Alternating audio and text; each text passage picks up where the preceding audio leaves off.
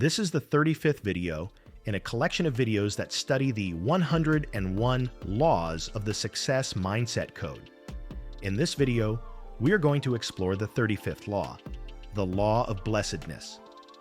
There is a moment in life, usually after decades of running, building, fighting, and resisting, when we wake up and ask a deeper question. Why am I still searching for the feeling that everything will finally be okay? Many people believe that this sense of peace and fulfillment will only arrive when the external world finally cooperates, when the promotion comes, when the debts disappear, when the investments grow, or when life stops presenting obstacles. But the Law of Blessedness reveals a truth that many resist for years. The state of true prosperity begins inside, not outside. Blessedness is not a prize handed to you by circumstances. It is an internal atmosphere, a quiet stability, a spiritual wealth that cannot be stolen by setbacks, unexpected bills, or the unpredictable nature of the world. To understand blessedness, we need to talk about the difference between happiness and peace. Happiness is emotional weather. Sunny today, cloudy tomorrow. It is reactive, dependent on events. Blessedness is climate. It is the foundation beneath the storms of life. You might experience sadness, pressure, or uncertainty, but still remain grounded, grateful, and purposeful. This distinction becomes even more relevant as we age, because the older we become, the more we realize that chasing emotional highs drains us financially, physically, and spiritually. The Law of Blessedness teaches that success after midlife demands emotional sophistication, presence, and gratitude for the ordinary. Imagine someone like Teresa. Over time, she learned to find joy in simple details. The warmth of sunlight through a window, the friendly nod of a stranger, the taste of morning coffee. She didn't deny difficult moments, but she refused to let them define her. As she cultivated gratitude, something magical happened. Her mind became clearer, her decisions more strategic, her relationships more meaningful. That internal clarity reflected externally. Opportunities arrived, partnerships formed, financial pressure lightened. Her prosperity became a side effect of her internal state. That is blessedness in action.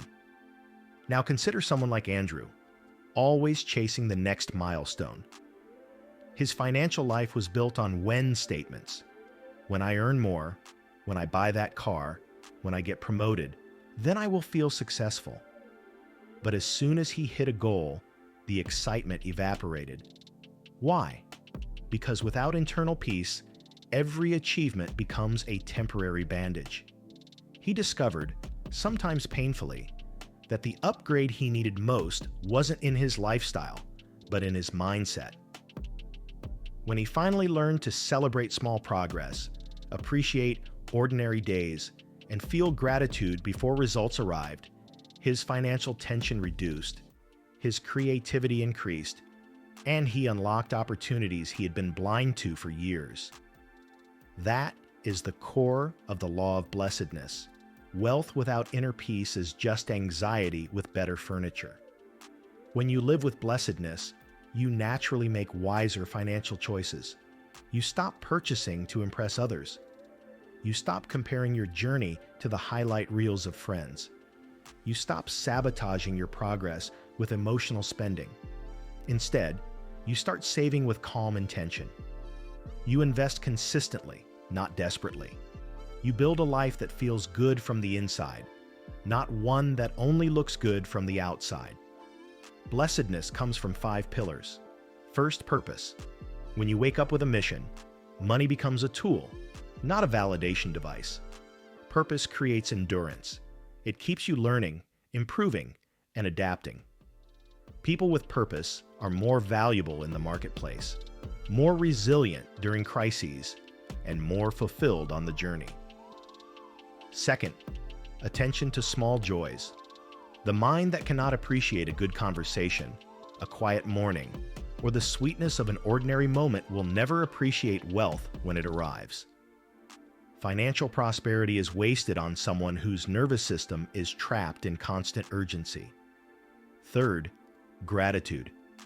Gratitude is the engine of abundance. When you appreciate what you have, you take better care of it. You multiply it. You attract more of it. Gratitude elevates your emotional frequency and sharpens your perception of opportunities others overlook. Fourth, detachment. Detachment does not mean lack of ambition. It means you refuse to let your identity be defined by possessions. When you are emotionally attached to status symbols, you fall into the trap of debt, comparison, and pressure. The detached mind invests instead of showing off. It builds wealth instead of renting the appearance of it. Fifth, accepting imperfection.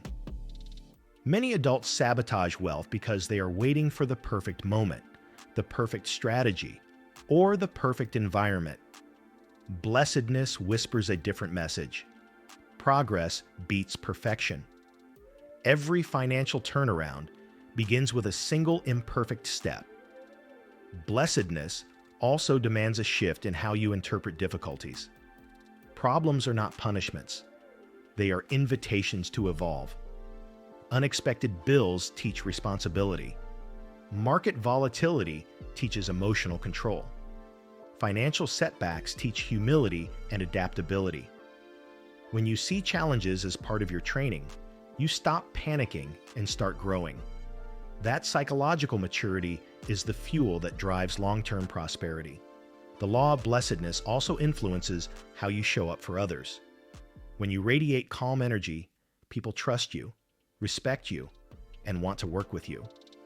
Business becomes easier. Negotiations become smoother. Opportunities expand. Blessing others amplifies your own harvest because value always returns to its source. Now ask yourself, what if blessedness had been your default 10 years ago? How much money would you have saved? How many emotional purchases would you have avoided? How many opportunities would you have noticed if your mind wasn't clouded by frustration? This law invites you to shift from impatience to appreciation, from scarcity to sufficiency, from chasing to attracting.